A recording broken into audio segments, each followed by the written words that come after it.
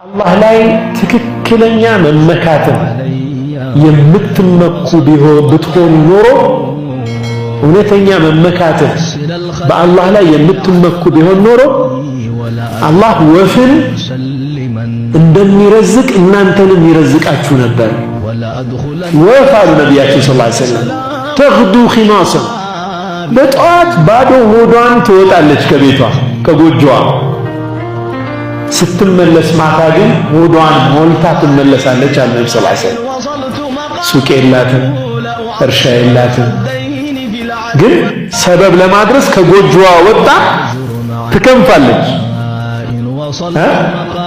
ትሄዳለች። አላህ ረዝቋት ደግሞ ሆዷን ሞልታ ትመለሳለች። ሰበብ አድርሳለች፣ ግን በአላህ ላይ ደግሞ ትመካለች። አላህ እንደሚረዝቃት እርግጠኛ ሆና ነው የምትሄደው። የወፍ ተወኩል ነው የሚያስፈልገው፣ እንደ ወፍ መብረር ሰበብ ማድረስ፣ ግን በአላህ ላይ መመካት። አላህ ሱብሓነሁ ወተዓላ ነው የሚሰጥ። አላሁ